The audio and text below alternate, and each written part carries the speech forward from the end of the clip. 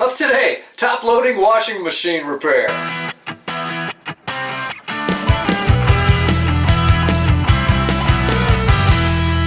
Hey everybody, this is Tool Dude Tony. Up today on How to Fix Shit 101, I'm going to show you how to replace the timer on a top loading washing machine. This repair is pretty much the same on many different brands, so it doesn't matter if it's a Maytag or a Roper or a Sears, Kenmore, whatever you want to call it, this will probably work for you. Check it out. Okay, so how do you know if you need a new timer? Had this washer for about 30 years now. There's nothing wrong with it, with the exception of it doesn't go through the cycles like it's supposed to. Right now it's sitting here with a tank full of water. Yeah, no matter what I do, this water won't go down. I consider this washer repair on a scale of 1 to 10, maybe 2. This is actually pretty easy. Use some pretty basic tools that everybody should have. The tools we're going to need today are really fairly simple. Just a straight bladed screwdriver, a Phillips screwdriver, that's one with the X, and then a 1/4 inch hex head nut driver. Yours may need something a little bit different than that, but basically this should get you done. You'll also need a new timer. You'll want to get the one that matches your machine exactly, so go online with the model number and type it in and see what you come up with. I got this one from applianceparts.com. Came right away, so thank you guys. Now pull the washing machine out from the wall so you can get access to that top panel. Now that you have access to the back of this thing, go ahead and unplug it and shut off the water. Let's go ahead and take the timer knob apart. This one just has a little cap over the top of it. Now on this one, there's this little pin that sits down inside the middle of the knob here. The pin basically holds these little feet apart and holds the knob in place. So once those are out, really just pull up on it, it comes off. We'll just take this last little piece off. We're good. This is the back of the washing machine. This is the control panel piece that we need to get into to be able to change out the timer.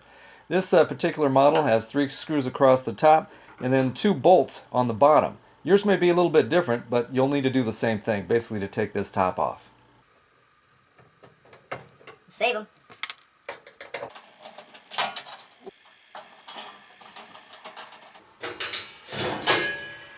That's it, to remove the back. Now with all the screws and bolts out of this thing, it should be easy to just take it off. Tilt it forward. This is the timer, it's right behind the knob. This is the piece we're going to replace. This is looking down from the top. This is the wiring harness. Yours may have more than one. To release it, there's a little thumb switch in here that moves this little piece of plastic up and over a little notch here that keeps it in place. Basically just pull back on it. It's off. Now this timer has just one little hex-headed screw that's holding it in place. I'm going to go ahead and remove that. Now it also has this little latch that's holding it in place. I just need to push up on that with one hand and then slide the timer over a little bit until it pops out. Okay, take the new timer, set it in place.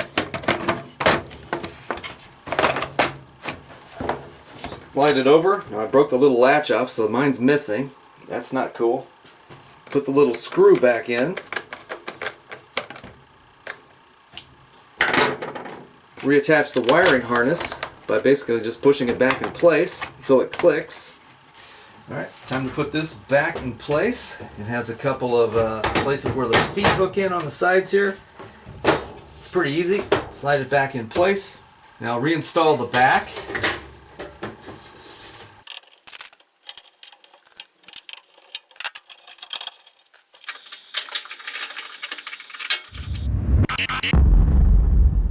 Okay, now we can put the knob assembly back on again. This is the outer ring that is the indicator. Basically that'll fit on here. It's keyed. I don't know if you could see here, there's these 3 bumps. You want to make sure you put it on so that it lines up over those bumps. It should only go on one way. Alright, now remember we had this little slot in this thing. It is also keyed. You want to set your knob back on here so it's oriented the same way. Push it till it clicks. That's it. If you have this style, go ahead and push it back in again. Yours may be from the bottom. Go ahead and put it in place. Push it up. Put your cap on. We should be good to go. Okay, I shoved this thing back into place. That was a bitch, let me tell you. and I plugged it back in again. Now it's time to test it, see if this thing actually works.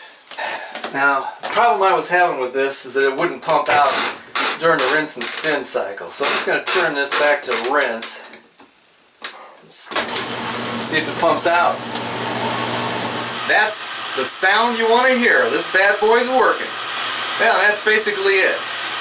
With this simple repair, I'm going to be able to get several more years of life out of this otherwise perfect old washing machine.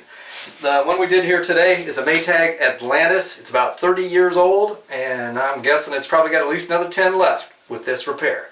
So thanks again for watching. And remember, as I always say, if you're not fixing it yourself, you're paying somebody else to fix it. So get out there and fix something. Tool Dude, out of here. Shh.